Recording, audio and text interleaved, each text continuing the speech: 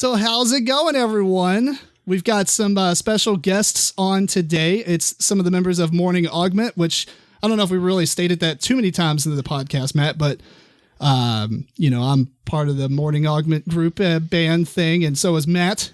Yes. So let's introduce everybody. Obviously, Tim Jennette here. We've got Matt RoBear and Chris Bensing. Hey, Brian Jennette. I basically just introduced them before they did. Right. That's still their glory. Anyway, so let's just go around and obviously we don't have Greg here. Greg is running his own business and he's got some things going on, so he's a little preoccupied. So we don't want to make this totally about the band, but maybe just talk some things, talk about what we're into, what we've done recently, just get our opinions on things, whatever. So anyway, let's first start by what we play. Matt, you go first. In the band. Oh, in the band. I was going to say, I think I talk a lot about what I play normally on the other ones, but yeah, I do vocals. So Matt does vote. He screams. Yes. He sings too, though. A little bit. Chris? Play bass guitar. Bass guitar. Brian? So I play lead guitar and rhythm guitar. Yeah, we kind of switch off on that, don't we? Yeah, it tends to work out pretty well. Spoiler alert, I play the other guitar. I play lead guitar for the most... I think I do more rhythm than you do. Because I sing too. Yeah, that's true. And so a lot of the cool, good riffs, the high little single note things are going on during the choruses and stuff. And Brian's got that covered. So Right. Yeah. Yeah. All right. Chris, we're going to start with you and put you on the spot. What else do you do other than the band? Band-wise or just in general? Oh, I said other than the band. And wife is not an answer. Go. We're going to try to keep this PC, people, I promise. Father of 2 kids, work, sometimes the occasional nerd game. Not necessarily board games, though. I'm more of a role player. He's the RPG guy. Yeah. He's a LARP. No, never. Good old-fashioned pen, pencil, and paper. Do you play sports, Chris? No. Why would you? I play sport. I play disc golf. It's fun stuff. And it's cheap. And it's good exercise. Otherwise, I agree with you. Anyway, Brian. What's happening? What up? What do you do outside of the band? Outside of the band, I basically chill with my wife. We collect a bunch of toys, watch horror movies. I haven't gone to any horror cons in a while, but met Sid Haig. That guy's a beast. Oh, yeah. Who's that? It's the guy who played Captain Spaulding in House of a Thousand Corpses. Oh, the really big guy? The big ball-headed guy. And he literally is exactly like his character in real life. So he's not acting. No. What'd you think of the ending of that? I haven't seen it for many years, but I remember the ending kind of frustrating me because it's like just totally out of the... Like it doesn't... Yeah, I wasn't expecting it to end typically as a horror movie, but it didn't end very good to me. No, the first one, the problem with the first one was it was very... they took a bunch of ideas and somehow figured out a way to glue them together. Where the second one, Devil's Rejects, was just very dark. It was very, very dark. I've never seen that. You should check it out. Matt's into it. Yeah, if there's this movie, I mean, it's very, very dark in the way it was done, but it's pretty cool. It's just not kind of the same feel as the first one. I personally didn't care for either one, but I agree with what you said. I felt like the first one was a Chainsaw Massacre ripoff. Yeah, the second one was more like you took like Quentin Tarantino tried to do some Natural Born Killers type of Deliverance type movie. Yeah, I still felt it was a little bit more his own movie. I still like the first one was a little bit too much. Like you saw way too much influence, and there's a borderline of influence and ripping off. Right, I felt in it. So, did you ever see them, Chris? Are these the Rob Zombie movies? Yeah. Yes. Yeah. I don't remember if I did or not. If I did, I don't recall anything from them. I really like movies that have a lot of weird stuff going on, but I felt like a lot of the weird stuff was unexplainable, like just to be weird. Yeah. Is that what y'all talking about? Like where you took different pieces? It didn't coincide. It wasn't cohesive is I guess the best way to explain it. Yeah. Just, okay. Yeah, I get that. But it feels like you took all the cool things you saw from all the other horror movies and kind of mashed them together. Yeah. Now I will say props on Halloween. Giving the guy credit on that. Did he do that too? Yes, the remake? The remake was incredible. So, oh, that's cool. Props on that. Nice. Well, anyway, what else? So basically do that, play video games, play World of Warcraft still. Yeah, he totally plays WoW. Yeah. Like still. Matt, he's got tattoos of WoW. Or exactly. one. Yes. I have one. But I'm getting He's got a Murloc. Murloc's permanent aggro all day, 24/7. I'm surprised more haven't came on your arm. That sounds terrible. We're going to move on. Yes. Move on. No, outside of that though, I work for a company that I do a lot of graphic design for. I manage that department and make stuff look pretty. Yeah. Well, cool. So, Matt, Yes. what you been doing since the last podcast? Since the last podcast. Didn't you have a softball game? Wasn't it yesterday? I played softball. We made all 7 innings. It was a moral victory. We fell short. We didn't win. I don't get what that means. What do you mean? Well, and most of your recreational softball leagues, they have run rules, mercy rules, and it's also to move the games along to keep the other games on schedule because they 6:30, 7:30, 8:30, 9:30 is the start times for all the games. And there's a run rule. In 3rd inning, it's 20 runs. 4th inning, 15, and 10 runs after 5th, 6th, and 7th. Oh, so like if you meet your quota in an inning, you're done? Yes. So we have a tendency to where we'll get run ruled in the 3rd inning, meaning they're up by more than 20 runs. Huh. So, it's a moral victory. We got to play the whole game. So That's pretty cool. and we only lost by 2. So it was good. What do you do like when your team's up to bat? What do you do? I mean, do you just watch it, or do you raid? Cheer them on. I usually Clash of Clans. No, I usually I put my phone up. Usually, because I do play right field. If why don't you put your phone up during games, Matt? Yeah. So, if me playing right field, if I had just made an out in the batting lineup, like pretty early, or within us coming back on the field, I'll just go to the first base and coach, and then go back to right field, so I don't have to have that long of a walk. But if I know I'm about to bat, then I'll go in the batting or in the dugout and just hang out and cheer everybody on and that's cool. this and that. I'm not rating. No, not rating I'm on not rating. Clash of Clans. He does that a lot. Well, that was in one of my pet peeves, I believe. Yeah. Phone usage during games. No, I don't do it there. Yeah. You know, you guys actually talk a lot about games. There is a game I've been playing the absolute crap out of lately. I know what's coming on, but go ahead and say it. Mall Madness. That's not what I was really? That's totally not what I was thinking. I think it's 89, I believe. I thought you were going to say Exploding Kittens. Oh, no, I do have that, though. I don't particularly like the mobile app version of it, but the card game's fun. Oh, yeah. But yeah, we got the oatmeal's awesome. What is? The oatmeal is awesome. Yeah. The oatmeal is awesome. They deserve every bit of money from that. But I mean, the game itself, anybody else publishes that game, and it doesn't come a 10th of what it comes up. Matt's in the dark. I've missed something. Yeah. Basically, the oatmeal. Do you know who that is?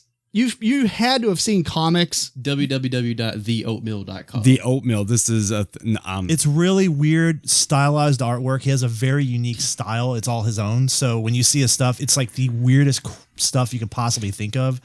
But he does web comics. He's actually published books that you can go buy on Target. Yeah, he did the book How to Know That Your Cat's Trying to Kill You.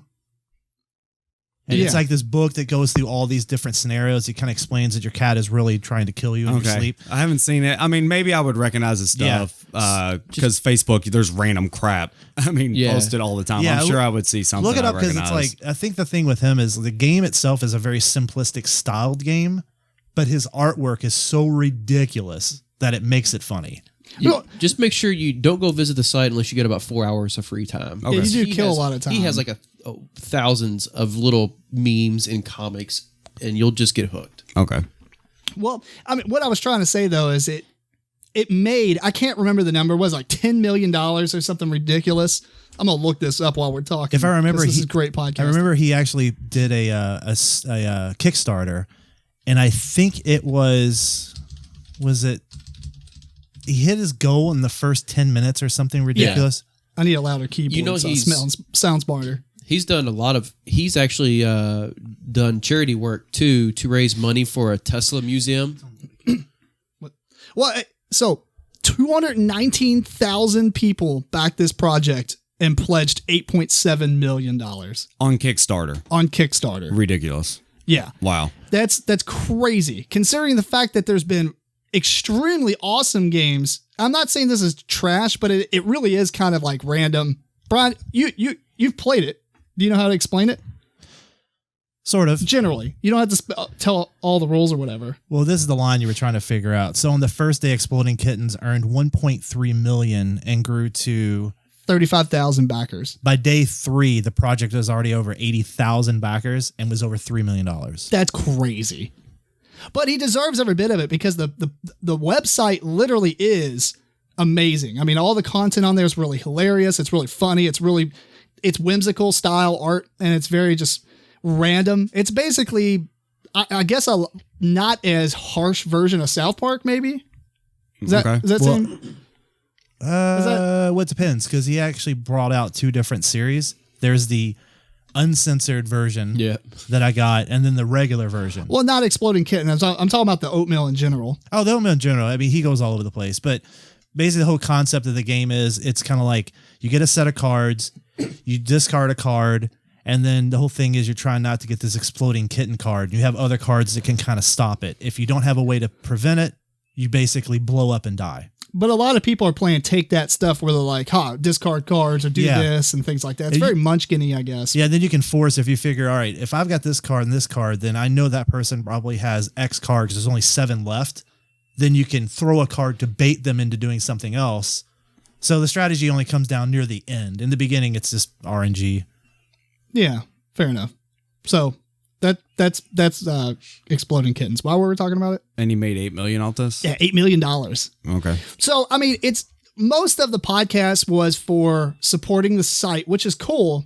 But the fact that, I don't know, like, I feel bad because I feel like a lot of people are buying it, or it's cool when people go there to support the site. But what happens is people are exploding it into this, like, this is the greatest game ever made. And it's like, okay, stop. Like, it may not be a bad game, but it's not very, very good. Right. And the thing is, when it might be fun, but there's a difference there. And he actually did the Kickstarter. He was like, I'm going to do this. I'm going to make special editions of it. They're in a wood box, and I'm just going to do it. I just want enough to actually cover it. And then it blew up, and he's like, he almost didn't know what to do. That is true. Yeah, he wasn't trying to siphon money out of people. He has nothing to blame. I'm really just irritated that people act like the game is just amazing. Well, I think probably what's going on, he obviously has a rabid fan base. Yes. Oh, yeah. And there's a lot of emotional attachment to this. Yes. And I'd say they're just getting wrapped up into that being point 1. Point 2 is, how many other games do you have, Brian? As far as board games? Probably like 20 maybe. But they're all like more classic, like he's got like Monopoly and like Scrabble and all that stuff. Okay, so not many designer, I guess. No, I have that. So what's that rat game? Most of the games you I got have, Brave Rats? I gave him Brave Rat. Didn't I give it to you? You gave me that and the Love Letter, and and then I have a couple other things. So I have Zombie Dice too. It probably beats Monopoly. Well, I mean, it's not really a complicated game. I'm not making fun of it. I'm just saying, like, the game, if you put it on a spectrum of like Board Game Geek scale, even though you can't really use that because all the fans got on there was like 10, 10, 10. Right. But if you put it on like a scale of what we would rate it, it would be a 6. If I found it in Goodwill, or if I found it at like half price to use, things like that, or if I found it for a relatively good price, because I think retail is like 20, right? Something like that. It's either 20, how many cards?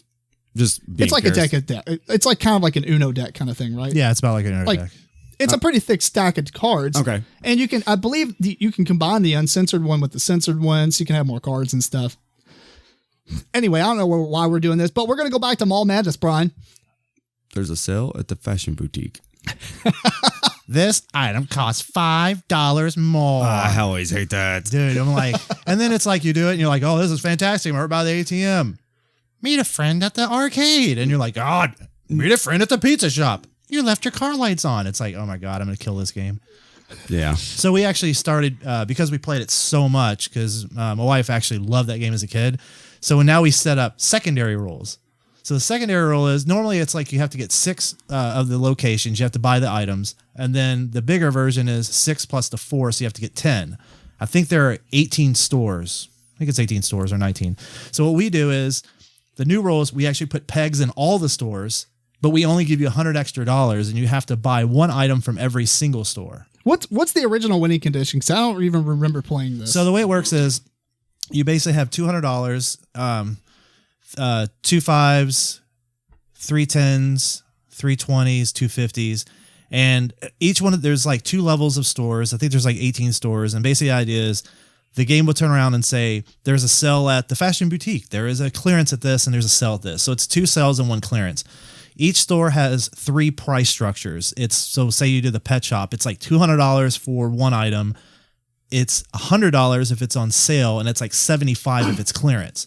So what the idea is, you have X number of dollars, you have to buy all these items. We only start with 200. So the way you get more money is there's an ATM in the center. You go to it, you hit the button, and it randomly gives you either $50, $75, or $100. The challenge becomes, depending on how greedy you are, and you're like, I'm just going to buy all this other stuff in a row. And then you're like, I have $5 left. Well, because you have to make a purchase before you can use the ATM again, the workaround is there's a pizza shop. You can pay $5, get a pizza, and it counts as a transaction. Now you can go back to the bank, hit it again, get another 50, 75, 100, whatever it tells you. Brian broke Mall Madness. Yeah. So basically, you do that, and that's actually part of the rules. That's one of the rule sets is you can do that. The one thing we didn't realize is you can start and go to the bank. It doesn't require a transaction on the first round. We didn't realize it till later that you guys like, oh, I'm going there first. So the condition is you basically buy one from all 10 stores, then you have to make it out to the parking lot before the other person, and then you win. Huh. But it's a push button. It talks, so it's like there's no dice rolling or anything. You click it, and it'll say. The annoying thing is you may go to a store, and it's like, oh, there's a sale. It's like half price. You click the button, and it says, or if it's on clearance, you may hit the button, and it goes, the item you're getting is on sale. Where you're like, I hate you, because that means you have to pay more because the computer is basically the overruling action. Somebody should retheme this as Zombie Mall Madness. So there's a couple on Board Game Geeks. They've done it? They've actually have a couple zombie related thematic rule sets for this. That's awesome. So that's why the board game a lot of times is pretty expensive to get, because people are doing other mods to it to run different story arcs. If you look it up, actually, it's pretty funny. Chris, have you played Mall Madness? Or do you ever remember playing Mall Madness? I don't remember ever playing it. I know of it. I remember my sister getting it, I think, when I was around 12, and me and my 2 cousins pretty much kind of took it over. Yeah. Because it was so much fun. It is fun, actually. I mean, she got to play with us, but it was kind of like that Christmas, I remember sitting there and just all of us sitting around playing it and having fun. The easy part is you don't hit the button, it tells you what to do, versus you're doing dice and trying to like RNG it. It's just literally you're waiting for what the system says. Well, Chris, what's the last board game you played? Me and Matt talk about this stuff all the time. Probably the Grizzled. All right, but besides the Grizzled, yeah, I forgot about that. Actually, just yesterday we played a modified version of Charades. With I the stand kids. corrected. Charades? How'd that go? And have you heard of reverse charades? No. That's what I was going to ask. I'm if gonna that was start the off- modified version or not. I'm going to tell you the modified or reverse charades. It's up there. But basically, each team, you play in teams. Obviously, you would cater it towards your family. But you have one person sit down and guess what the rest of your team is improving. So if it's like the Matrix, one of your person could be floating backwards, like dodging bullets, and somebody else is shooting the bullets at them, and somebody can be doing something else. But you only have one person making guesses instead of 3 or 4 people on your team. Well, since there were 2 teams, each team had 2 people. It would be kind of hard to do that. The mic, Chris. But the modified version, what we did was we took, what's the game called? Gestures. The cards. So naturally, the kids took the piece of plastic thing that takes the cards, and they broke that. So we modified it. So what we did is we just took the teams. One person would go stand in the front of the room and pick a card at random and look at the word on the card, and they'd have to act that out, and their teammate would have to guess it. And then we took a little timer from. So you were doing 2-on-2 anyway. Yeah, I got you. And so we just took the little plastic timer from headbands, and that was so that your teammate had to guess it before the timer ran out. It was a very simplistic rule set, considering one of the kids is just about to turn 6 years old. So that was yesterday. But the crazy thing is, though, with him being 6, he did really good when you played Cards Against Humanity with him. She, whatever. All right, let's move on from that and talk about the last movie we've seen in theaters, and we're going to start with Matt. We just went and saw the new Captain America. Oh, well, I know you've told me, but tell the audience what you think. Oh, it was pretty good. I know I had told you before. I never thought that the Captain America movie line would be my favorite out of the Marvel series. It's turned out to be pretty impressive, and it's got that slight dark feel to it, and it's I just think the story is a lot better in the Captain America movies. Have you all seen it? No. Nope. I've not seen a lot of the Marvel films, and I feel sad, but I need to go see them. Brian, what about you? Last movie? So, because I typically don't like children, and I don't like the, it is what it is. I if I go into a movie, I'm like, I want to be able to see the movie and not listen to everybody else's garbage around you. Quit taking your selfies while I'm trying to watch the film, that kind of thing. So the last movie I think I've seen was literally Return of the King. Like Lord of the Rings? Yeah. Oh wow! Because I don't go to the theaters because I figure it's like Debbie's Bride hasn't saw Star Wars. Oh no, it's on. It's out. It's now, out. yeah. no, I saw it like a while back. You saw that one in theaters. No, No. You that's what the download it? internet's for. We don't condone piracy. No judgment. No, it's like actually it was. Oh, wait, he clearly means he downloaded it Yeah, from right. He paid for a digital, Amazon. paid for a Amazon. digital It version. came through Amazon. No, what somebody did is when they did the pre-order, you know how you get the digital download from the. Oh, somebody gave you that. Yeah. Oh, yeah. Yeah, it's Oh, basically when you then. get the Blu-ray, it gives you the digital download. yeah, I got that. I got the Blu-ray and DVD combo, and it came with a download. I did it on Google You could Play. do it before it was actually available to buy or ship it to you. They actually gave you the digital download ahead of time. So So what'd you think of that? I haven't watched it. I thought you just said you saw it. Well, I saw it because I saw the drive that has it on it, but it's still sitting on my Blu-ray that I haven't watched. He trolls us like Eric. No, actually, it's on a drive. It's on my Blu-ray. I just haven't watched it Fair enough. because typically all we do is we watch usually stuff on Hulu. We watch stuff on Netflix. We don't really watch as much stuff as we used to, Yeah. but a lot of horror movies and a lot of Murder, She Wrote, apparently. Chris, what's the last movie you saw in theater? I was just sitting here thinking about it. I think it was Deadpool. I heard that's awesome. Who'd you go see that with? Oddly kids? enough, nope. Yeah, my, there's- my 6-year-old daughter. Did you really? No, my wife, Kristen. I'm gullible. So what did she think before you tell us your opinion? She actually really liked it. Yeah. Yeah, and she's not a huge superhero movie fan, but this one, But is she a fan of Ryan Reynolds, though? that had a Who that had ain't? something- Yeah, number one. Yeah, who isn't? Yeah. Who's Ron Reynolds? Whatever. But yeah, I'm pretty certain that had a large part to do with it. But just she saw the Red Band trailers and stuff too, and she really liked it. She has a very You said Red Band? yeah. What's that mean? Like the uncensored trailers, or Yes, they're called Red Band trailers. I didn't know they made these. Yeah, there was some of one Did of you the know guys. this? I didn't know that's what they were called, but I knew they had uncensored trailers for it. Yes. Whoa, these are not on iTunes. Yeah, one of the guys I was No. talking No, to. they were actually, they were YouTube. He told me Yeah. that. He goes, the other ones are absolutely hilariously awesome. You ever heard of Honest Movie Trailers?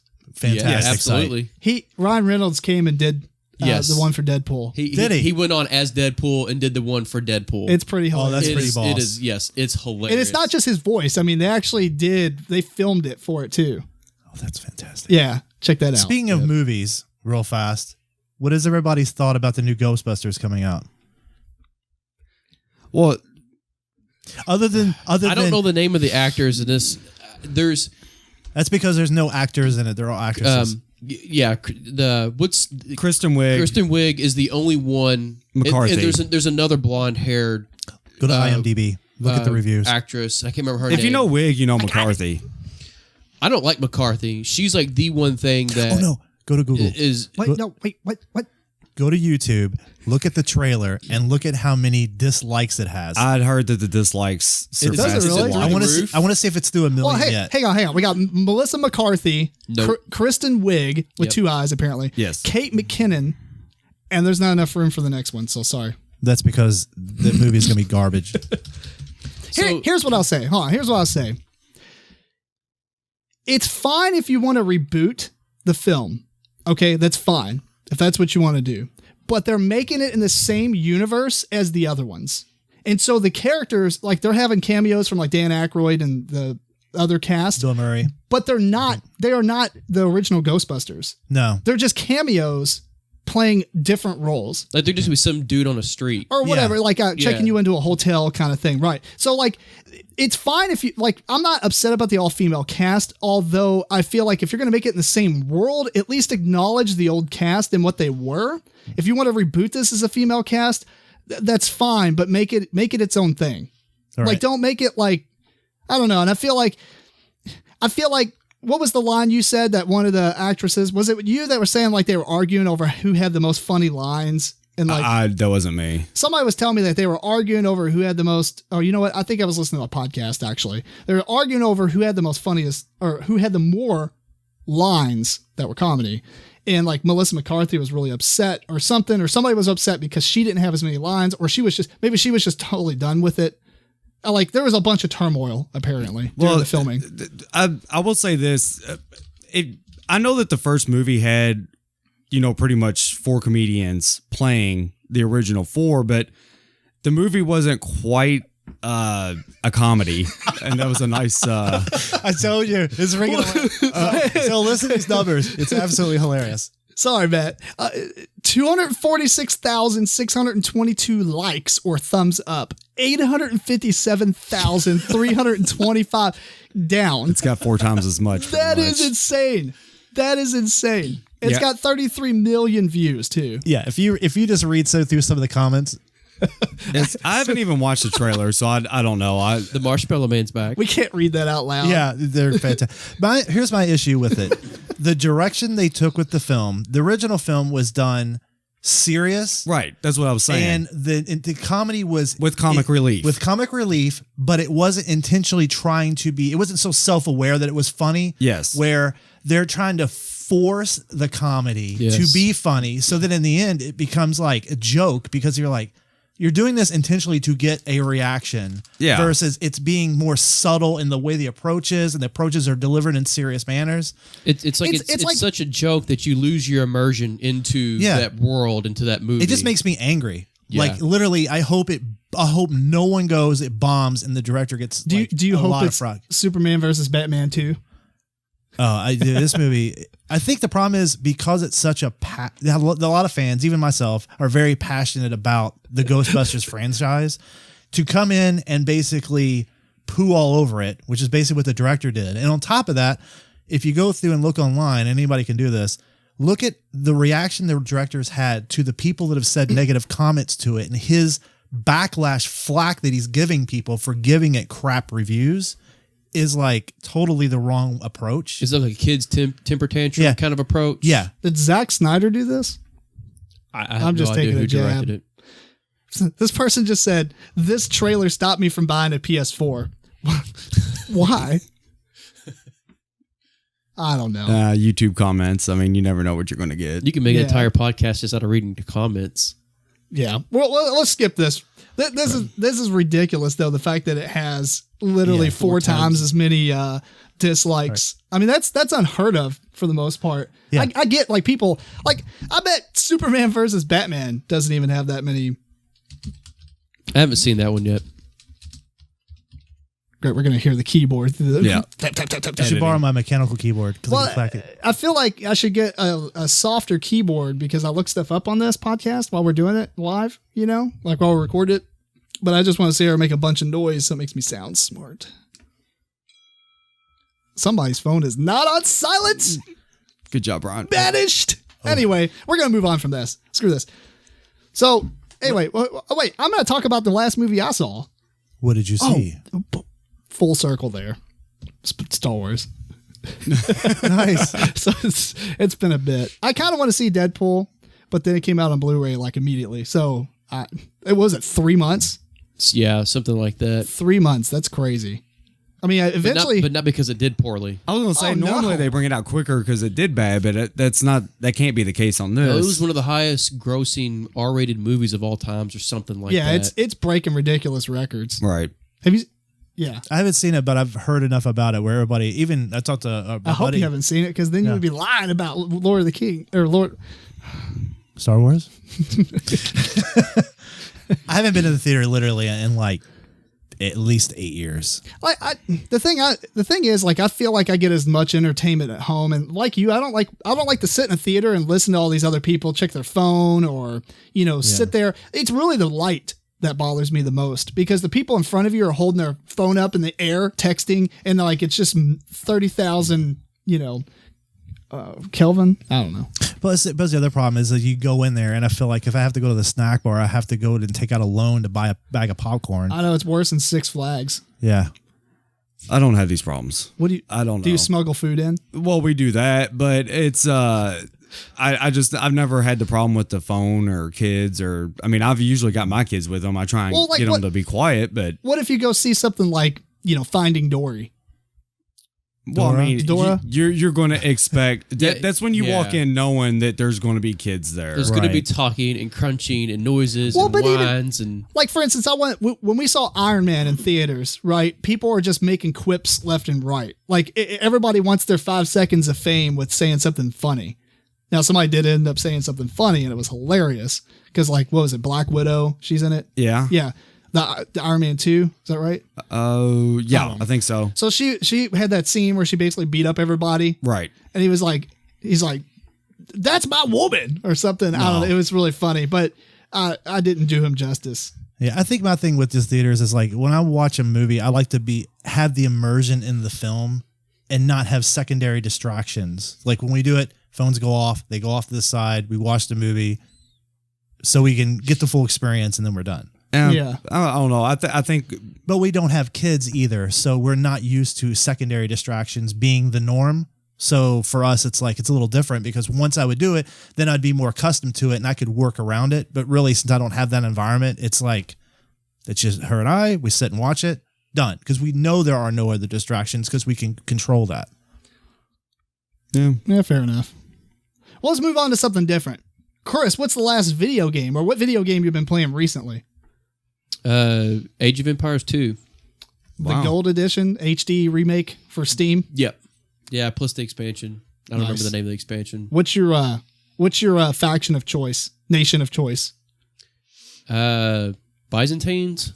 Byzantines? Yeah. Byzantines, I think. Yeah. I do Japan. Japanese. Matt, have you played this recently? No. When you did play it, what was your favorite faction? I'd never played it. I actually bought 2 accounts. So you can play against yourself? No, so Ian can play. Ian plays that's awesome. too. Oh, he plays it? Yeah. You know what? Good question. So I watched a video about teens react to NES and all this other crap. How does he react to the graphics of that game? He doesn't think anything of it. Yeah. What's the age now? He'll be 10 here in a few months. Oh, yeah.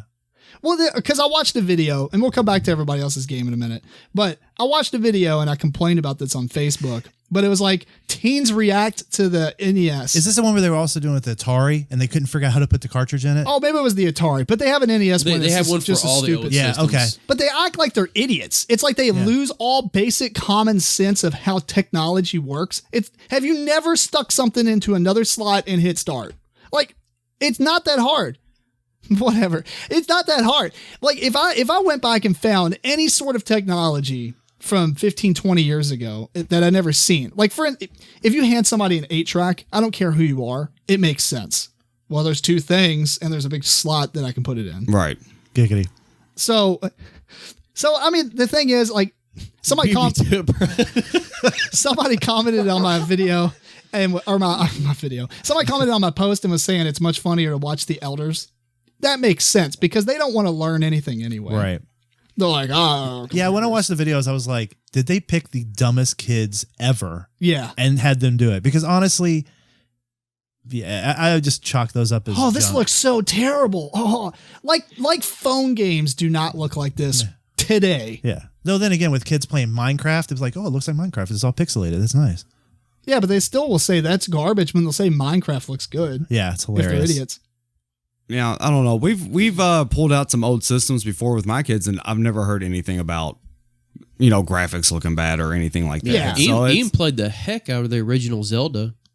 See, I think it really is that channel just taking things and picking kids and be like, I think it's mostly, if it's the kids being for real, I believe it's because they're on camera and they're like, spicing it up for a camera. She's like, oh, I'm getting attention. No offense to the kids, but that's how kids are. I mean, if you go to an arcade and they still have like Miss Pac-Man or something, people aren't just walking by it just because they're playing it. Yeah. And look at the graphics on that thing. It's Right. just, it's a game to play, and most kids are just going to play it just because it's there. Yeah. They're not going to sit there and go, this doesn't live up to my standards on what I think graphics should, appear to me. Right, exactly. I pass. That's usually not going to happen. Yeah. Well, anyway, Matt, what's your last game or game you've been playing recently? Man, it's actually been a while since I've played anything outside of apps on. Probably I was playing Borderlands the pre-sequel. I was getting started on it, but I just didn't keep up with it. I think I was actually playing the Borderlands. You never finished it? No, I never done the pre-sequel. Oh, I have the pre-sequel. It's still in shrink. Yeah. The last game I've been playing is a PlayStation Vita game called Legend of Heroes Trails of Cold Steel. So that's a long title. name. Yeah. It's basically a JRPG. Didn't I give you something from Gearworks? Was it Gearworks? Gearbox. Oh, yeah. Like you visited Gearbox. Yeah. I was in Dallas and met a buddy of mine that I used to play WoW with, and stayed out there with him for a while. And we went to where his business is in the same business complex as Gearbox. So I went up there and we talked to those guys, and they gave me a huge bag of cool swag, and there's a bunch of Borderlands stuff. I think it was a Borderland art book or something. Yeah, the Borderlands art book, which apparently sells for a lot of money. Yeah. I'm keeping it. I saw at Dragon Con, the person who voiced Ellie is going to be at Dragon Con. So yeah? Are you going to Dragon Con? No, I was just looking at who was going, and it was like, they usually have a lot of voice actors. You haven't went recently, right? No, it's been a while. But I wanted to go last year because they actually had a lot of people from I like Arrow and The Flash on CW. And they actually had a lot of those actors and actresses, and I kind of wanted to go last year, but we didn't go. But I like to periodically look every year just to see if this year honestly looks kind of unattractive to me, so I wouldn't even bother with going. But they did have Ellie. Oh, that's cool. The person who voiced her, so it's kind of funny. Well, Brian, other than WoW, what game have you been playing recently? All right, so I just ruined everything for him. I'm sad. Yeah, actually, Mall Madness. Yeah, the Mall Madness. There's not a digital version of that. Oh, but no, I did actually. Why they never had. I don't know. They never brought that to digital. They could totally work with a phone though. Yeah, the WoW stuff is totally different. I mean, I was playing alpha because I got in the alpha since January, so I've been doing that. But then I played the alpha and beta for Overwatch for a while. That was really fun.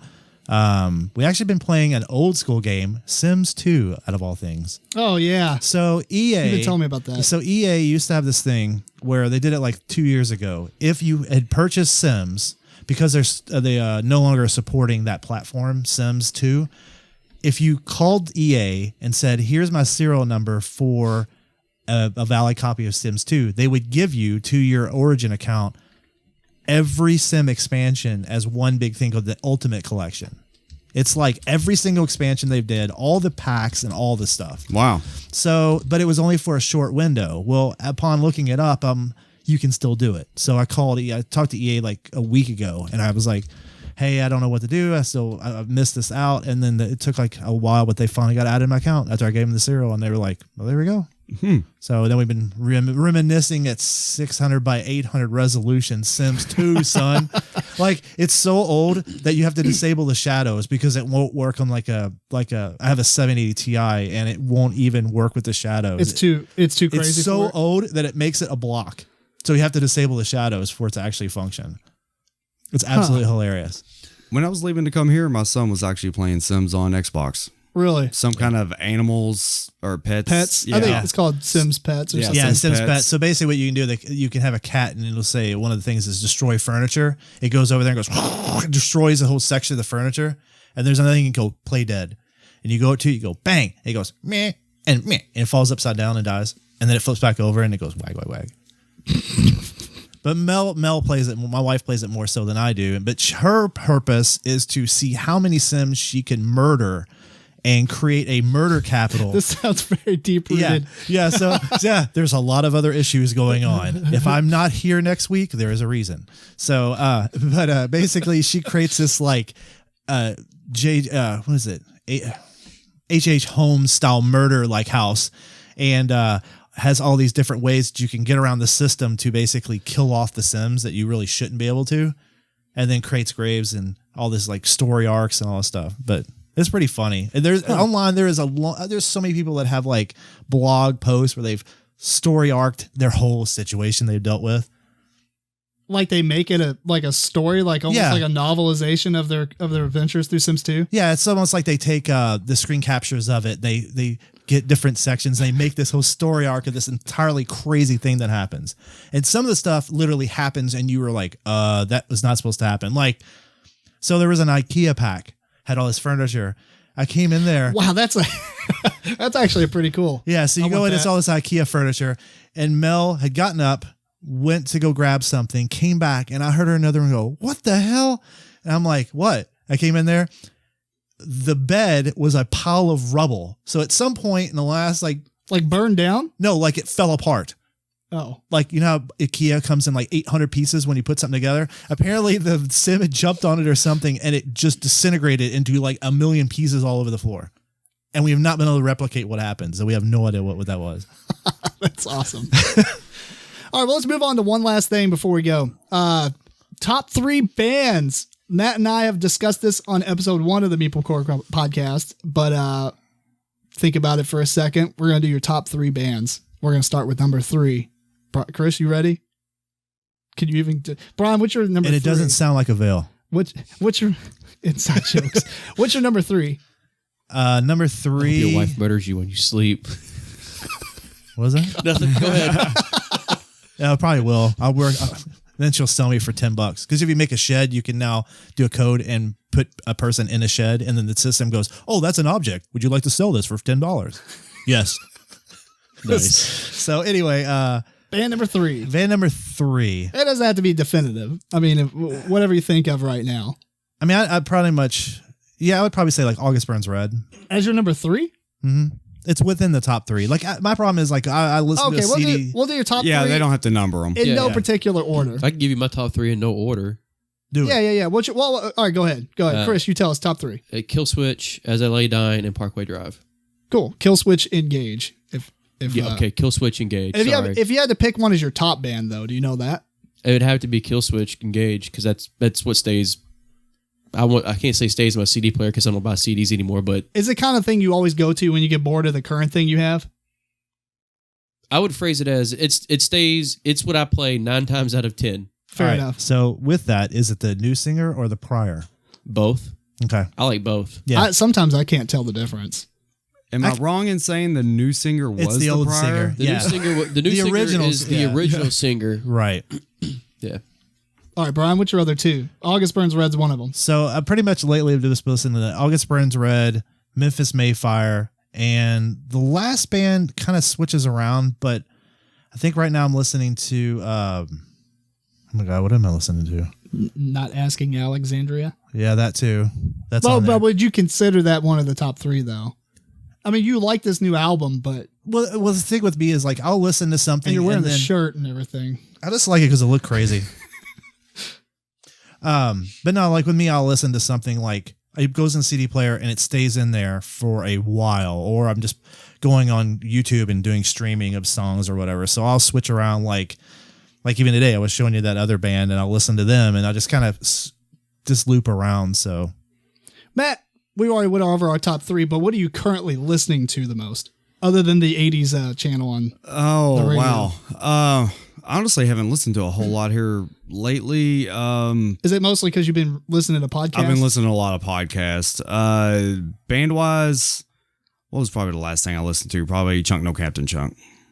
I've been putting Rise Against. I'm really enjoying Yeah. that. They're kind of hit and miss on most of the other CDs for me, but I really like Rise Against and Panic at the Disco. tell you what, you haven't been listening to Ghost. Yeah. You are correct. How come Morning Augment's not in anybody's top 3? I don't know, but I've listened to it recently Does playing because I put count? it in one of the episodes.